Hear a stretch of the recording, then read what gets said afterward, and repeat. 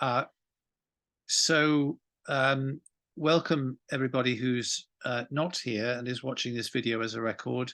Um, Three of us you won't see immediately in vision. They may appear, they may not. It's quite late where they are, and a couple of them at least are pretty tired. Um, and in one case, one of us is in a war zone. So that's why you're not seeing them. But we've just checked in, and we're now going to move into the phase where we talk about and deepen the questions that we've been surfacing. Again, as Ben has actually already reminded us, that maybe the deepening of that reflection will lead to more meaningful, impactful action.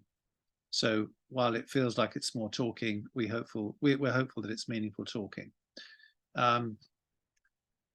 I suggest we kick off with a sort of structured round in terms of time to see how that works. And so that, and this is addressing some feedback from last week, everybody gets a kind of an equal share of the airtime as an experiment to see whether that works for us. Is that okay? Would everybody be okay with that? Yeah, thanks. Okay, great. So good stuff. Thank you. So I would suggest we have sort of up to 3 minutes each, where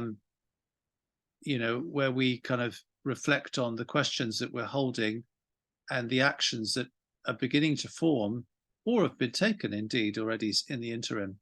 And of course, we, as we've just been doing, which is catching up on last week's notes, we may well be influenced by what others have been sharing, reflecting on, and writing.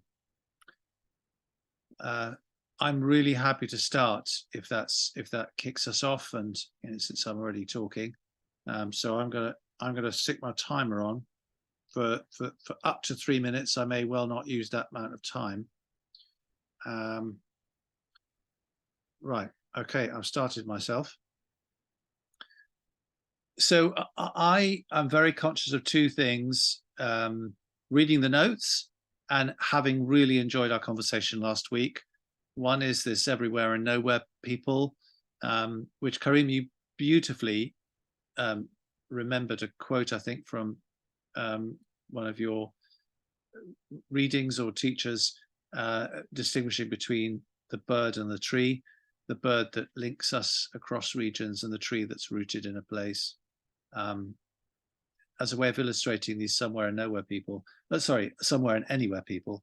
I kind of, what it brought up in me was this, in a way, I hadn't realized it, but it was almost like an issue where I was wanting to convince everybody to be somewhere people, not accepting the role of anywhere people. So that's wonderfully loosened me up in my thinking about anywhereness. Ben's commented just now, he's a real no.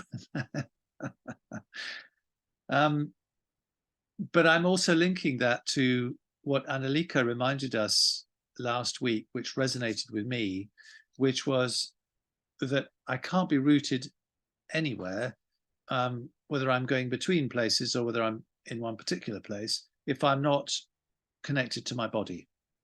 And so this last week, I've been very conscious about, even more conscious when I'm walking, every step I take, reminding myself that I am in a particular place on this earth. And right here and now, as I'm pausing, I'm also reminding myself to stay in my body. And I'm finding that really resourcing. So that's an action which is keeping on nourishing me, but has made me also, allowed me to connect both to birds and to trees in their different roles. And the second question I was taking away to contemplate was Alicia's model, if you like, for how to get a bioregion going and cascading it across people who are enthusiastic about the idea. And I'd noticed a resistance in myself. And I know now what the resistance was, is it is that treating bioregions as a thing is what I'm resisting, as compared to a relationship. So for me, it starts in relationship, and even the term bioregion is not something I can get to immediately, but it emerges through collective inquiry. In my experience, that's the timer. So I will stop there. That's me. I'm happy if you just finish that very thought. I was enjoying that flow. Are you able just to finish that thought? Yeah. Okay. Thank you. So just very briefly, if I have license from everybody, thank you. So in our bioregion group, in our bioregioning group locally, people have, as Kate last week also pointed out, people have very different relationships to place. They start at very different scales. And even in people in our group who went for a walk intending to explore what was the impact on them of the bioregion, of a watershed, it still didn't resonate after the end of the walk. It wasn't important to some people, it was more important to others. So I think the realization of scales of place, at least in my experience, emerged through relationship with ourselves, with each other, with our bodies, with the land. That's it. Thank you, Kimberly.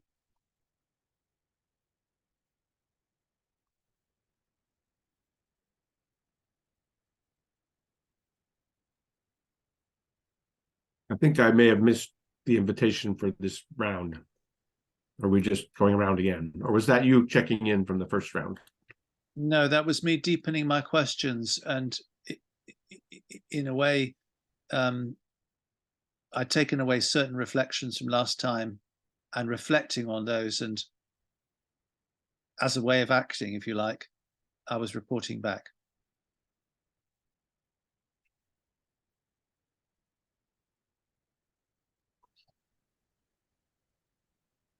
So I'm still not clear. Are you asking each of us to speak to? Yeah. Each of us to check in on, in terms of what we've either done since last time or what we've been reflecting on, which is kind of where you started, but it gives you a bit more time. And how long each are we doing? 3 minutes, up to 3 minutes. 3 minutes. Up to 3 minutes. I don't think I need that much, but I will say, just piggybacking on your idea of a bioregion, bioregional relationships versus a bioregion as a thing. I've been applying that same logic to the distinction between an ecosystem, a funding ecosystem, co-creating a funding ecosystem, which is the language we've been using, and developing the capacity to move money ecosystemically, to gather and distribute money ecosystemically. And I've been liking the word distribute better than allocate somehow. But the shift to saying what we're looking to do is a verb, not a noun, not create a thing that can then do the stuff we want, right? We want money to flow into regenerative work in wise and powerful ways. And the story I think we've been implying is, in order to do that, we have to create these things called funding ecosystems, and then those things will do that work. But and then that just creates all kinds of, I think, stuckness in a certain way, right? It just imposes a whole logic, including just the very basic thing that says, well, we can't be moving money until we have the thing. And we don't know how to build a thing, so we got to figure that out. It's just, we're so far away from the effect we want to have in the world as a result of that framing. And the flip for me is to say, well, we're already deeply in relationship with all kinds of, in all kinds of ways that allow us to act ecosystemically when we adopt that mindset, and so can we go from that place? And I saw one of the questions in the notes was, where is it?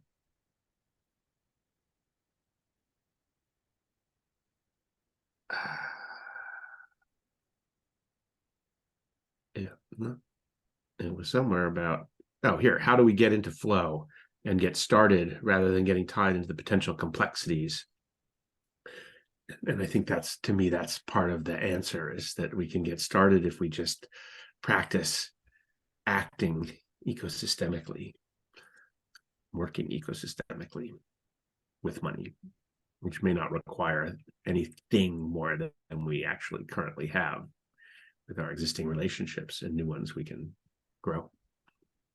Beautiful.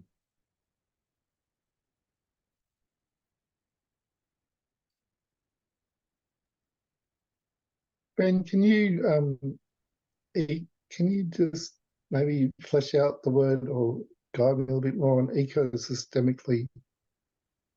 What? Kimberly, can I? I'm just wondering whether we might do what Elise just reminded us a little earlier that we might do, which is to go down little rabbit holes. Would it be Okay, sorry. would it be okay just to stick to the process and see whether that process works once we've tried it out? And of Sure, course, if okay. people are mid thought, then we ask them to complete it. But just stick to this process just for now to test. Is that okay?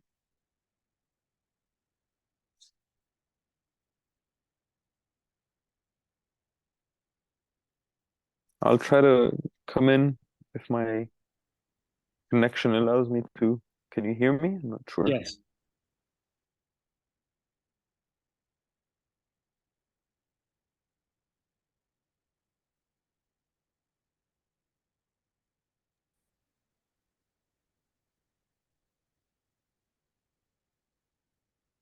Now I'm not hearing Karim. Can you hear me now? Yeah, me too. Yes. No. Now we can hear you, Karim. Yeah, I was just like, as I was listening to your reflections, I'm reflecting on whether or not within a specific bioregion we need to have like strategic relationships that we should target first, like maybe some relationships that need to be made in order to have more impact with our actions. My connection seems gone. We can hear Can you. you hear me? Oh, okay. Yes. And I'm thinking like once these strategic relationships are being built and like slowly building them stronger and stronger with these people, we can eventually come up with some collective projects and then possibly eventually then ask for some financial resources for these projects. A bit similar to like what the presentation of Elias the other day, like he was showing like a few leaders would take on the role at very first. I'm really thinking of like the strategic people who we should be in relationship with in order to create something that has more resilient, stronger impact. And I deeply resonate with my connection to place, which is very much connected to the people, and it's more of a cultural / emotional connection that I have. And that's what really roots me a bit into a geographical place in general. And it's see myself as an anywhere kind of person where I can go and feel like there's family anywhere. And so that makes me feel rooted in a specific place due to the people I relate with. And specifically here in the bioregion of Lebanon, because there's also family, friends, and so on, there's an emotional aspect to it as well, like a deeper emotional aspect to it. So yeah, I'm just thinking about like methodology and actions forward and like strategic ties and bonds that need to be made. I think I'll stop here.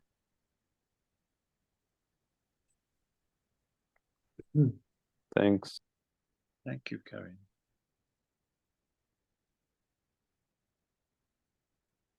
I can go next. For me, my reflection on the last conversation and the topic in general is, and also to what Ben was saying, I believe I like to think that in this ecosystem, like an ecosystem is composed of elements that are interconnected and that are diverse. Like there is a lot of diversity. Every element would have different functions, and they are interconnected. And that's what makes a system. And in our ecosystem, we realize now that we have two kinds of people. We have rooted people, and we have free birds people, or migrating birds, and both are very extremely important for the regeneration, because obvious reasons. For the rooted people, they have the control of one place, and they are supporting one place, and they know exactly what they need for that one place, and they are working on its regeneration. And the migrating birds are connecting places and are spreading seeds and spreading resources and bringing resources from I don't know, wild places and some islands, and like the birds are the ones that regenerated so many places in the earth through their migration, and it's a superpower. So we need these people, and we can find a way how we make those two, like yin and yang, support each other.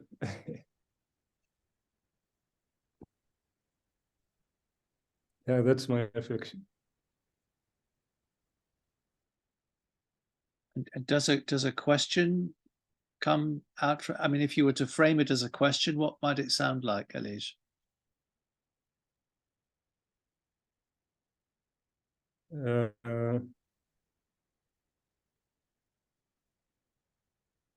The question,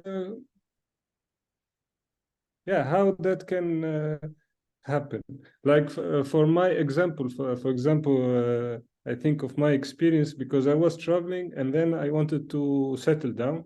And at some point, I was thinking to have 2 or 3 places where I move, 4 places every season, like one season in Tunisia, one season in Morocco, one season in India, and one season in Turkey, like just to have this diversity. And it's like between the bird and the tree. But after that, I decided to be in one place. And so we cannot be both. Time is over. Okay. Yeah, finish the sentence. Yeah, we cannot be both, but we can switch from one Nice. kind to another. And I don't really have a question after this.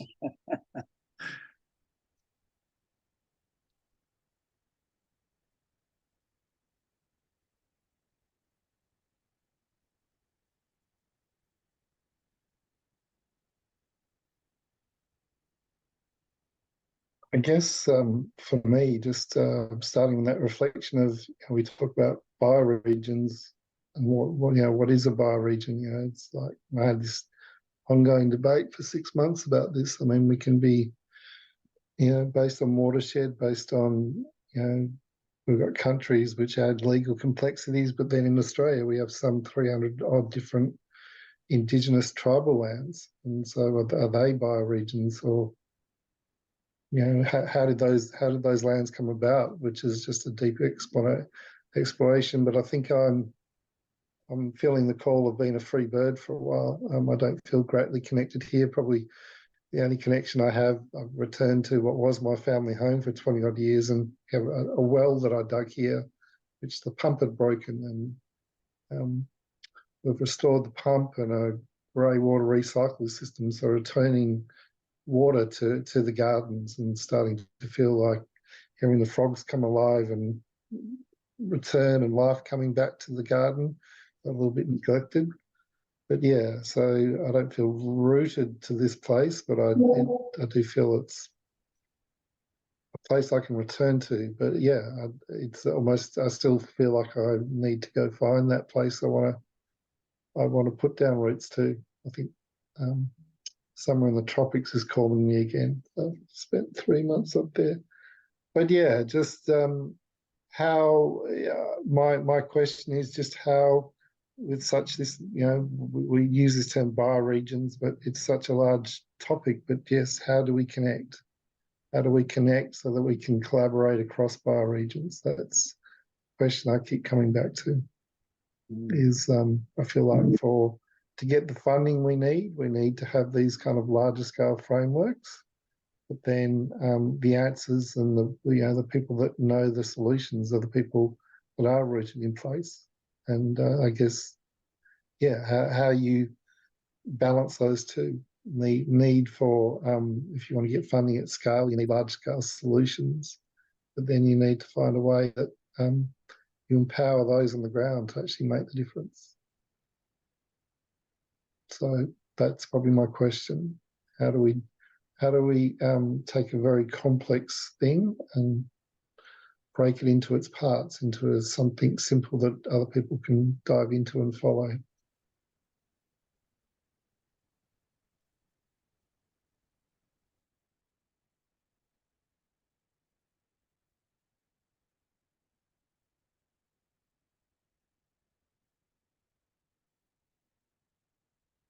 Great question. Hadi, are you with us? Yeah, I am with you, but we just had few bonds, so I don't think I'm very connected today, and I think it's better for me to leave the chat. Not really in a stable place, but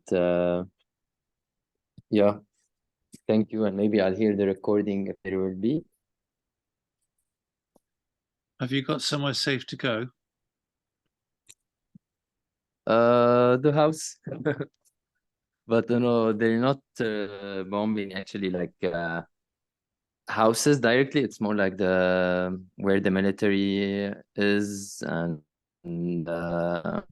where Hezbollah is technically. But yeah, it's too close. So just like I can't really resonate a lot with you. I feel I'm a bit distorted. Yeah. Yeah. Anyway, I'll show you my face before I leave. Thank you all. And, see you next time. I hope. Thanks for joining us, and stay safe, huh? Thanks. Thank you. See you.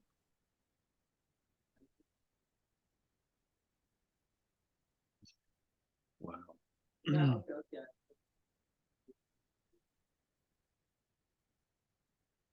How are you doing, Karim? How's that left you?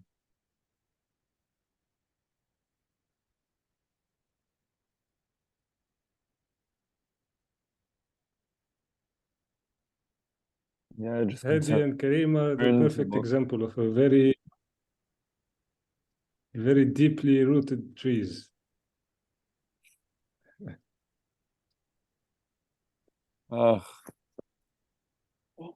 yeah, I'm just like concerned for him and for his family. Worried, hoping he's doing what he needs to be doing as well, and we're just all kind of aware that we don't want him to go home down south, and he's risking a lot of things.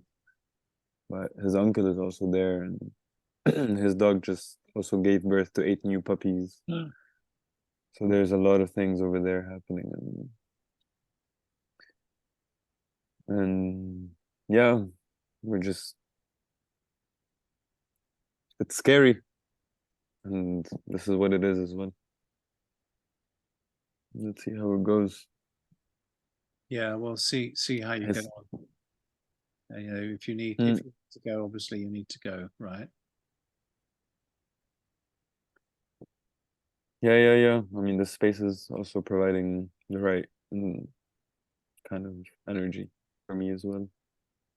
It just shifted my energy. I'm thankful to be here. Well, it's great to have you. Um, Mm. I don't know what people thought about that timed round. I quite liked it. I mean, it seemed to me it focused us a bit, and if we felt it worked, I'd suggest we have another go and see where that takes us.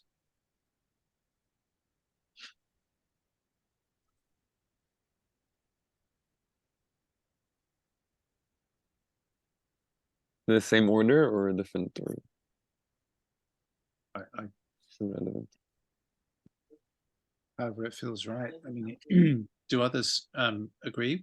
Is it working? Is it useful? Yeah. I'm curious if a question is emerging that might ground in the next round. Mm.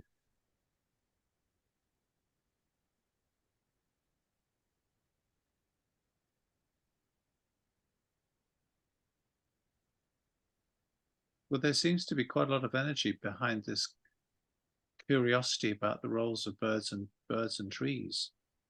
You know, you started off, Ben, with talking about it being a New Englander, not particularly liking the term, but actually connecting at least three different valleys, if I remember from first time, and different communities, and landing in different communities and convening people. And Elias has just talked about, you know, the choice between the bird and the tree, and also it kind of emerged, I think, in our thinking that there's a kind of essential nature of those two roles, globally as well as locally. It just feels. I could tell a little story that connects that, maybe. Yeah. Speaks to that. And this, so Are we giving ourselves the same amount of time, or should we have a bit longer? I can try to do it in 3 minutes, but I also like, you know, finish your thought. You know, 3 minutes is up, but that doesn't mean you have to stop. Okay, let's do that. I'm fine with 3 minutes. I don't know. Let's see how it goes for me anyway. Okay, We can always ask for more time. So about 5 years ago now, I think, Bill Bowie and I and a couple of other people formed the Connecticut River Valley Bioregional Collaborative as part of the Regenerative Communities Network, a global network of bioregional collaboratives. We were the 11th one that formed with a very official and formal process. There was a document like 40 pages long or something, and we signed it. Stuart Cowan at the time was the guy coordinating all of this. He's now executive director at the Buckminster Fuller Institute, interestingly. But we were the last one, and it didn't. Anyway, I mean, that's kind of a different part of the story, but that happened. And then we've been since then meeting very informally. Well, I don't know, just small groups of us meeting regularly, the larger network being quite informal. We've done probably 10 or 12 or 15 different things over those years. One of the things that showed up right away, we formed a weaving and conversations circle that I landed in to help identify, you know, ways that we could connect with one another and with the bioregion. And one of the people that joined that circle was my longtime friend, Nate Bixby. Now, I don't live in the bioregion as we defined it. We defined it as the Connecticut River Valley in the state of Massachusetts. So we had both a political old-fashioned boundary, but also a geographic one, geological one. So I live neither in the Connecticut River Valley, which does flow down into Connecticut, nor in Massachusetts. Nate lives in the Quinnipiac River Valley, which is where Yale and New Haven are, also in Connecticut, also not in the Connecticut River Valley, although he's closer to it. and Nate showed up regularly for like a couple of years, and we were doing a lot of interesting connecting, but we kept having this question about, well, what's the boundary of this bioregion? And I never liked the idea of saying, well, Nate, you can't be a part of this initiative because of where you live, and I can only be a part of it if I'm serving things that are happening over there. And there were other examples too, but of this. And at one point, Nate said, well, what if we reframe the bioregion as the watershed that flows into the Long Island Sound? So that's a whole bunch of rivers that would include Nate, would include me. And we sort of play with that, but it wouldn't include the Hudson River, which is adjacent to the Housatonic River Valley. That flows into the Atlantic Ocean in a different place by New York. And we had connections there too. So the idea that what was really emerging was something that was relational, rooted in place, and rooted in places that are close enough that you can drive to see one another, that we can gather in person, that we have physical experience with those places. That made sense. But the idea of any sort of a rigid boundary that cut us off from our connections and our relationships to one another felt like it was, keep holding us back. Ben, would you like some more time? No, I think that's enough of this story. I mean, just the coda is to say that, then fast forward to a year ago with the Bioregional Regeneration Summit, where this distinction between bioregioning versus bioregions just became really obvious to me. And that from my perspective, I don't really get excited about the idea of drawing different lines on a map that are bioregional lines versus nation state or other political boundaries. The idea of thinking bioregionally, of thinking in ways that are connected to the land at a broader scale than the local scale, and the people of that land, both historically and presently, and the cultures that are there, all of that together, that still totally resonates. Mm. Mm.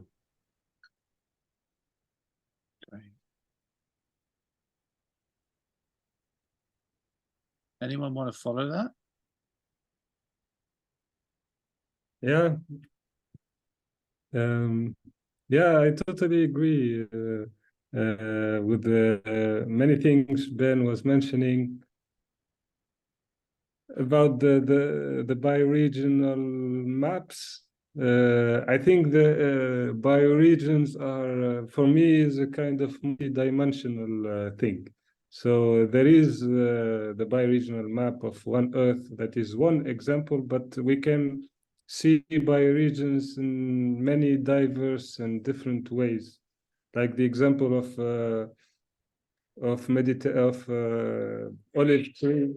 olive tree bioregions, or also the example of coastal Mediterranean bioregion, where people live from fishing, and that's a total lifestyle that they share with so many places around the Mediterranean Sea, and maybe they have more in common with these people than with people that live, I don't know, 100 kilometers away from the beach. And so it's very multidimensional, and I believe this work of bioregional regeneration can be done only by leaders, and can be started by leaders, and these leaders, they have the freedom and the responsibility to define their bioregion, and to gather people around that definition and around that vision.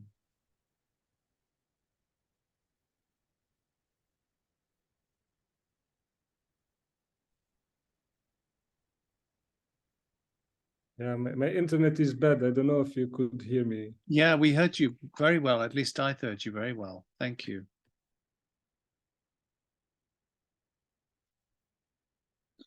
You still have a little bit more. If you wanted to add anything, you've got a little bit more time, Elias.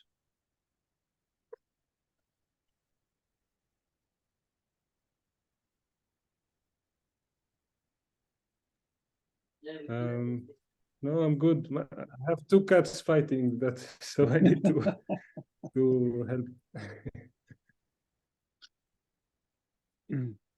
I guess I would jump in and just like speak to a bit the honoring indigenous peoples on a land?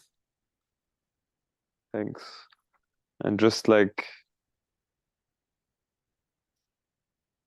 I mean, at the end, we're all indigenous to this earth, but like honoring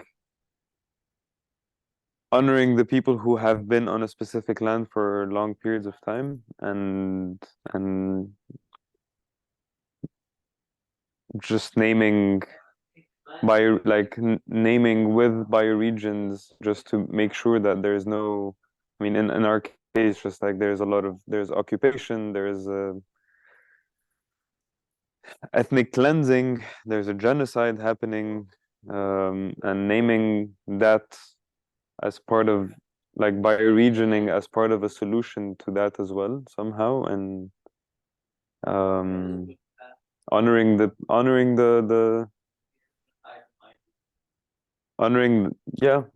indigenous peoples of a specific land in general. And that's what I'm trying to, honoring maybe the rooted trees, perhaps rooted trees from along to a specific bioregion.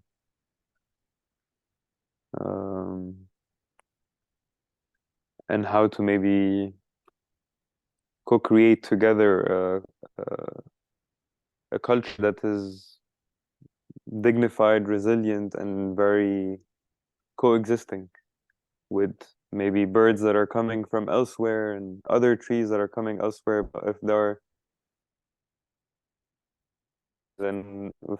are birds who are ruining the ecosystems, then there should be some alertness to that. So I'm just putting kind of this kind of control on how things are done on the bioregion, because if you put 3 leaders, but these 3 leaders are totally, if you put leaders who are bioregioning and totally do not even take into account people who have been inhabiting a certain land for long periods of time, then there's something that doesn't click in my sense. So just speaking to this colonialism, settlers, or whatever that, whatever other term we want to name it, but this is what I'm trying to name.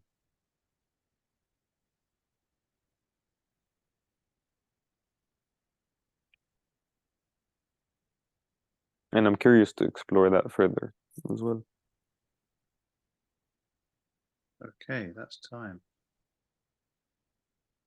I'm happy to follow that. So I'll just time myself. I think I want to make a link between what you've just said, where Elias was taking this role of leadership, and what Ben was saying last week about stories of place. So what you triggered in me was the story of the trees, the story of the people who've been rooted there, the indigenous folk who've been there and have cared for the land for a long time. And I was wondering, I mean, I've spent a lot of my life in the kind of sphere of leadership and supporting leaders in their organizations to change organizations, and, you know, frameworks for supporting leaders in their thinking and so on. But this idea of leaders kind of giving a vision, what's missing in that for me is this kind of participatory process, which is an inclusive, you know, diving into the story of a place, of a land. And I think that also resonates with where I was earlier in the relational theme, so that in honoring those relationships, both between ourselves and the land, but also between people who've been there for a lot longer than we have and have ancestry that goes back a lot further than we do. All of those relationships kind of are the soil from which I think the story of place emerges. I mean, what Bill Reed, one of my teachers in Regenesis, says that, you know, 95% of the places we've stepped onto on the planet, we've degraded. how do we step back in and find a new role to re-establish the conditions for flourishing that were once there. So bioregioning is I think a process of consciousness raising for me, including within a group that is interested in the topic, such that people begin to realize that if we are getting closer back to nature, we're re-establishing our awareness of ecological processes. And those processes happen at different scales, right? But we know that, for example, the water scale is at a watershed level. There are different ways, as Elias, you were saying, that you could cut a bioregion, but they're all defined by processes which are regenerating in some sort of way. So it's alive. If we treat it as a thing, it's dead. But if we're bioregioning, it's alive. And what's our role in supporting that life? That's my time. Thank you.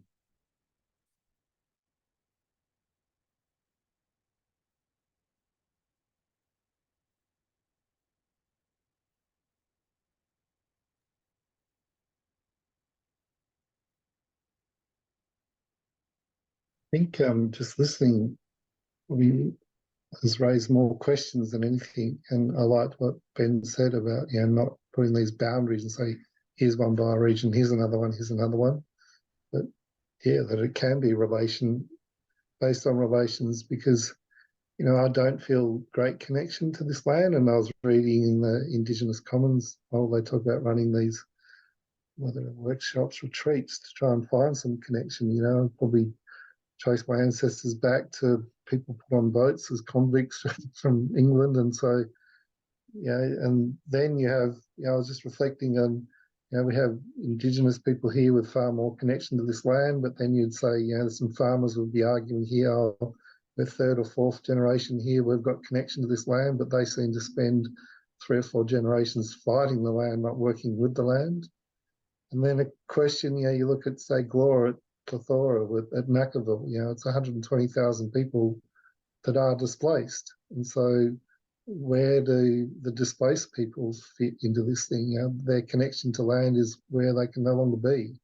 So, it's probably just raised more questions than answers, but that sense of place. And I was having a discussion, I spent 5 years in Cambodia, and I didn't get a sense that they hold a great connection to land. They're a Buddhist society, and I think their kind of connection is more spiritual, and it didn't seem to tie back to land in a way that other Indigenous cultures seem to. So I think I'll just keep coming back to, there's no one size fits all answer to this thing. That we need to tying it back to funding models is just to be catalyst to flow funding to the change makers in the communities, and empower that they know the problems and they know solutions, rather than that coming with storming in and thinking we know the answers. Just be the catalyst to let the change makers who are on the ground do the regeneration. But a lot of questions, but questions are a good place to start.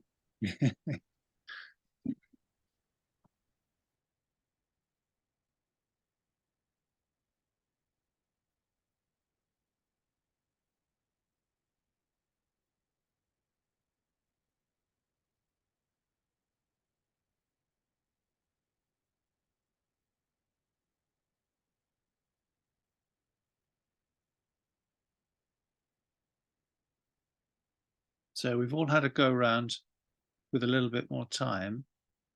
Karim, can I check in with you, since you were the one who was most questioning of whether you had energy to make it through the 2 hours?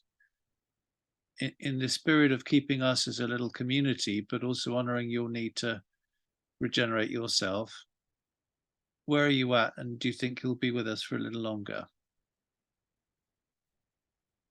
or not? Yeah, I can be here for another 20 minutes. Mm-hmm. I was just kind of snoozing a bit, but I'm enjoying listening the reflections and questions. So should we? And Hadi just sent me a picture from his house, from his village. I'm just looking at it and thinking of him. Just share it here so you can see. Yeah, but I'm happy to be here for another 20 minutes. So what about if we? Oh, thank you. Is that like a fire in the background or the sunset? Yeah, it's a fire. Shit. It's heavy.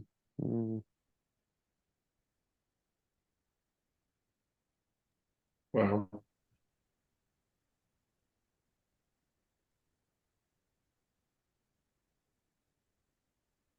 So how would it be if we call it a day by 1/2 the hour, and we yeah, is that okay? And then we work with the intention to take something useful for ourselves away by then. I mean I really enjoyed the I don't know about you guys, the structure of having a bit of time to focus us, but perhaps those of us who might want a little bit more expansion, we have some free time maybe for 15 minutes just to maybe question each other, riff off each other, and then the last 10 minutes or so we spend focusing our thoughts onto what we're actually usefully taking away from this. Does that sound reasonable? Okay.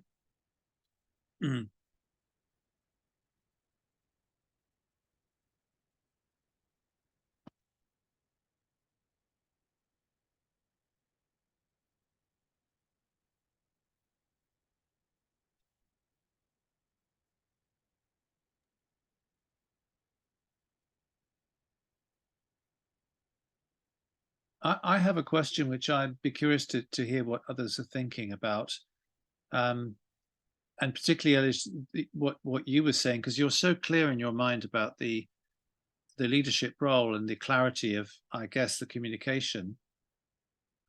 I've always thought the logic for me for bioregions is that it kind of relocalizes us and gives us more opportunity to connect to the here in whatever sense that we make of that. But it also means that it has implications for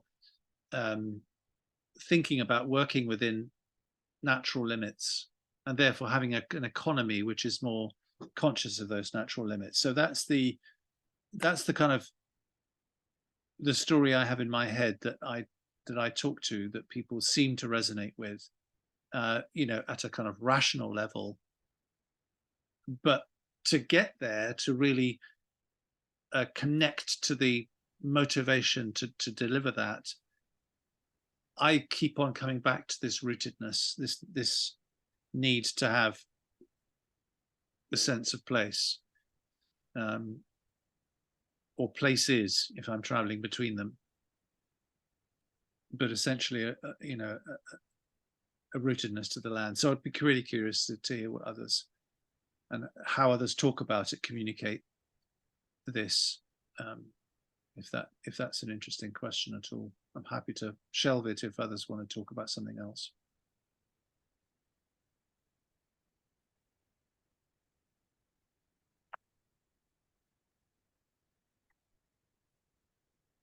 I can share my thoughts on this. For me, bioregioning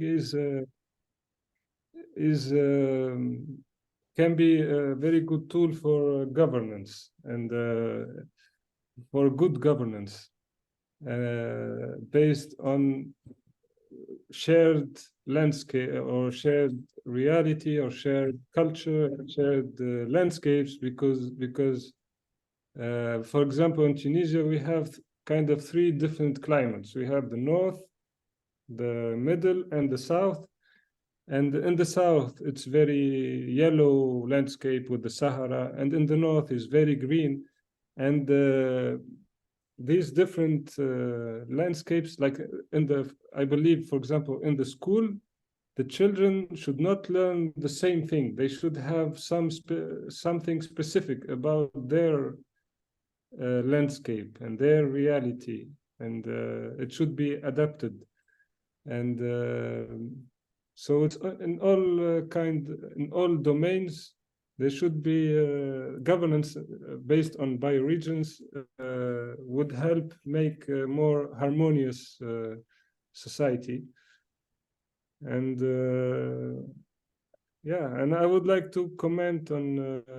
I couldn't hear well because my internet is too bad. I couldn't hear Karim, but yeah, the colonization is something part of the extractive mindset, extractive economy, and we are fighting it by making it obsolete and building another world.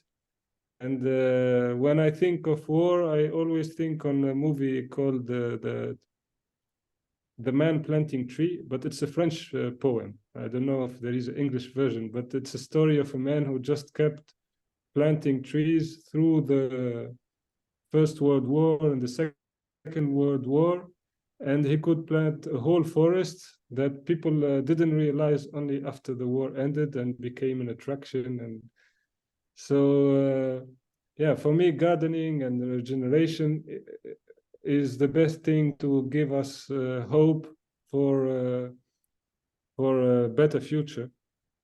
And whatever is happening in the extractive economy won't last forever. And yeah, we need to be there to rebuild, but on the right basis. Rebuild the world and the civilization based on what we are learning from nature and from our reality, our yeah, natural environment.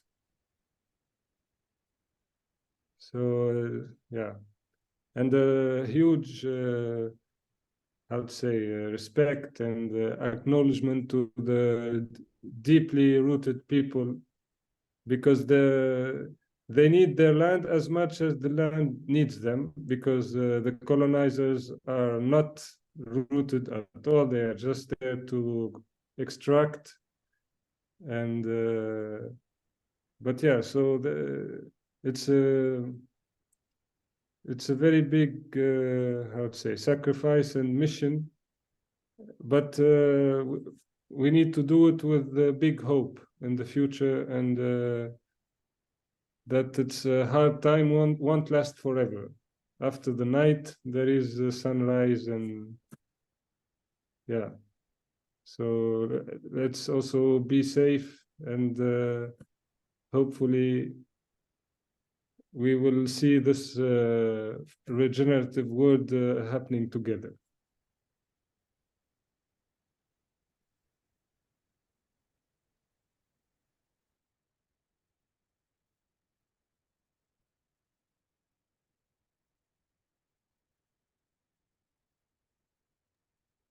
Yeah, I'm pondering upon what does justice, how can justice look like in a regenerative way? Like what would be our actions when, even beyond like between different ethnicities, even like in different countries where we have neo-rural people who are going back to who are leaving the cities and going back to rural areas, and how the rural people are receiving these neo-rurals that go there, and that can also be looked at in a kind of extractive way, and kind of coming with a higher power purchase, and kind of shifting the economy, shifting everything, and just kind of gentrifying places, kind of kicking out the people who were living in that kind of economy and shifting it to a whole other kind of economy. And how can we serve justice here in a regenerative way? How can these places be so strong and resilient that such things cannot happen? That we can prevent such things to happen? How can a place be so strong and rooted with the people and nature that it's serving so that such injustices don't happen on a global level?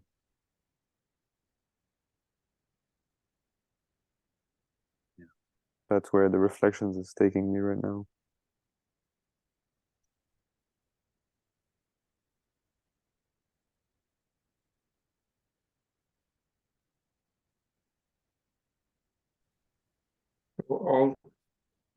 All this is leading me to the question, what about people that aren't rooted in a place? The world's full of them, and there are going to be many, many more in all likelihood, maybe billions. And it doesn't seem to me that the answer is that if you're not indigenous to a place, you can't be there, because there are so many of us that are not indigenous to anywhere, even if we have some roots and connections. I mean, I look at my connection to New England. I lived here. I started a business here in 1994. Right? People that think of themselves as New Englanders, maybe have been here since the 17th century. Never mind the Native Americans who were here for 10,000 years. So I can feel some sense of connection to this place for various reasons, but I'm still in some ways a settler. Am I a colonizer? Well,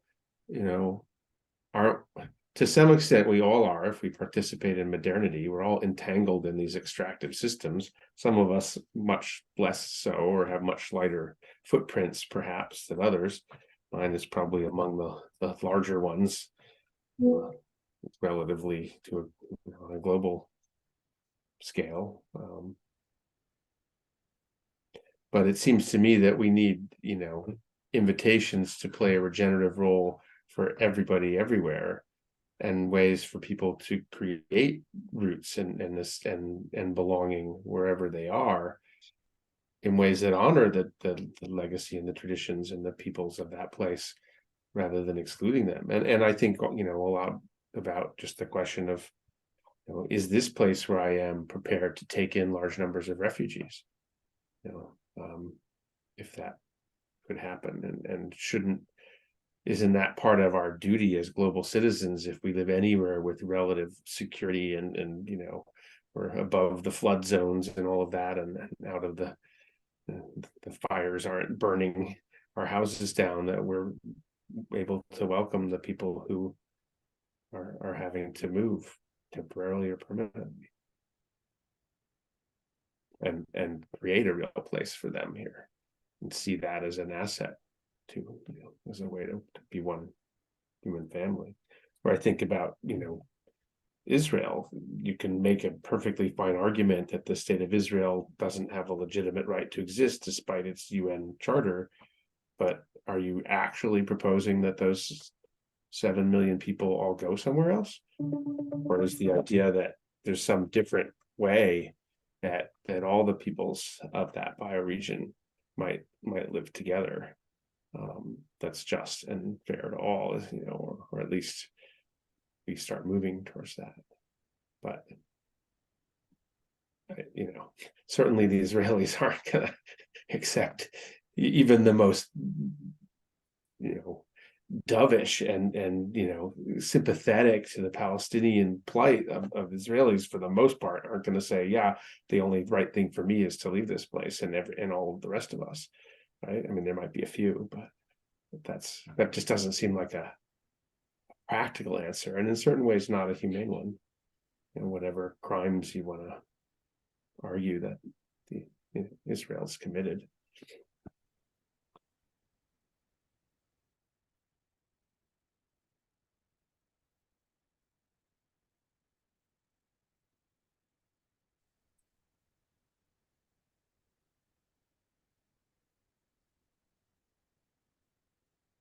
Yeah, this is where it takes me to like politics, global politics, and people in power in general, and how they have the big role of directing these things. Because one thing is these people in power positions, and that's where like, and maybe citizens who are against their own governments and don't want it to be this way. And it's all about this global economy, geopolitics, and fight for fuel, and these business trades, the trades amongst countries that are enabling such things. So that takes the reflection on a global level, how we can stop that and act that on a local level, on a local level as well. Because that's where we're seeing how the economic system and the political system is really affecting all of that.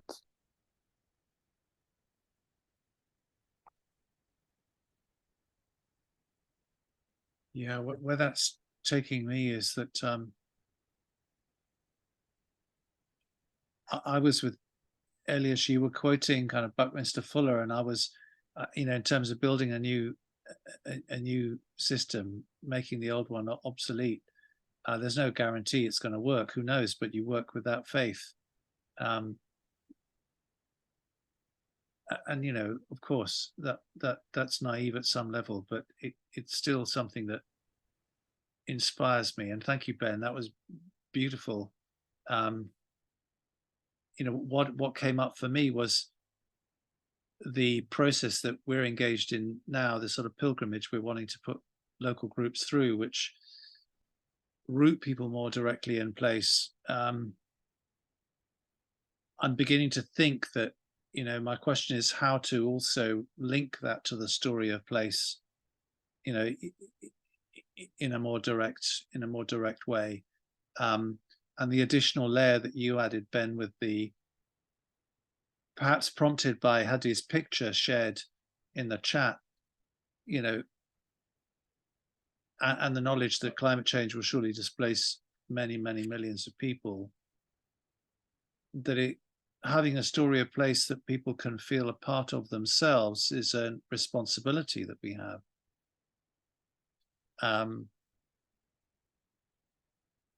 So I feel the weight of that as a global citizen, to be ready to include people, not exclude them from a story that they haven't been written into, and it's only the trees that can own the story, as it were. But that there is a story that they can participate in of the future. And so once we connect to the story of place, we're also connecting to a potential of place. And in the potential of place, everybody has a role, right? So that's where I'm left.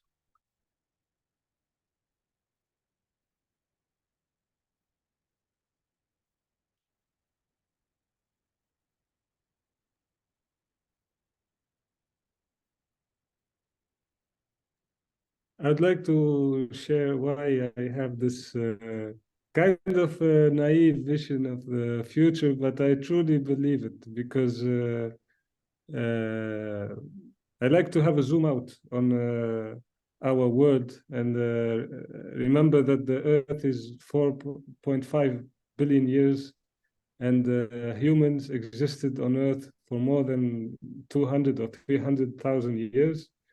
And civilizations started to show up, like oldest and history, written history, maybe 10,000 years, and agriculture also 10,000 years, and the industrial revolution. And most of the countries that we are, the government that we are living with right now are only 200 or 300 years old, which is nothing compared to the history of humans. And I believe humans are on a journey to maturity, and they are very childish state right now, because they are like teenagers, like asking for candies and asking for to consume things, and not thinking about to secure themselves and to learn how to live in harmony with nature. But at some point we need to get there, and just like all the other creatures on this earth, they found their place and they found their role on the earth.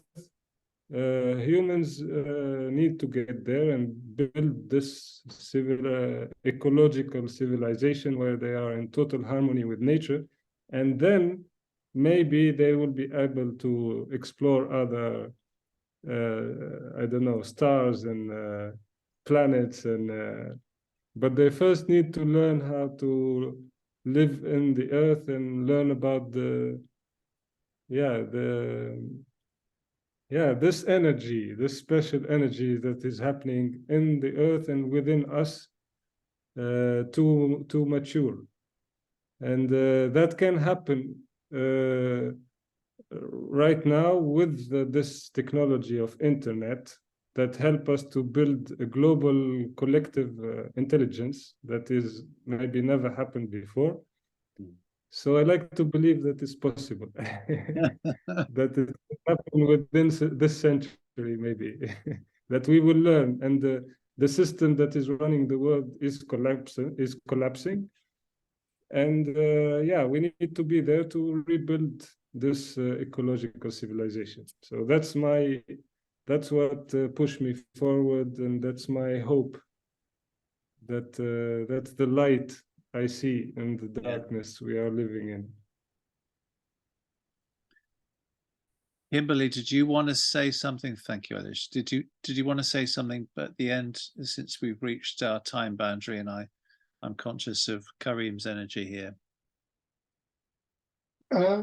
Just a quick jump into Ben and I were talking about before, these looking at these different people become these global frameworks for how we can create these bioregional frameworks. But I was reading one of Kara Stonehurst. I was reading something she put together, and a lot of them talk about these, I guess, intentional communities, but getting away from us having to come in and buy that piece of land.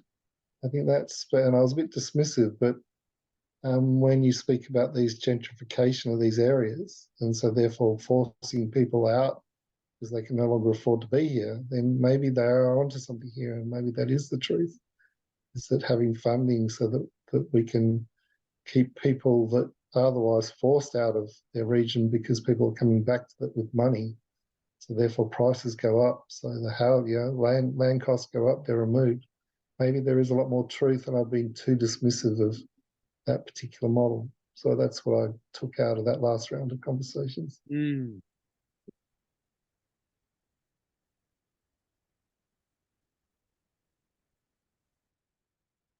Thank you, everyone. I feel very enriched by that.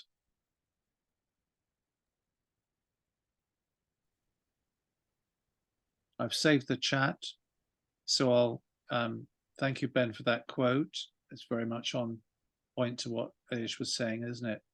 I love that whole website, Great Transition Stories. There's a lot more about that particular story, and there's 15 others that are different ways of thinking about these times and the possibility of transformation.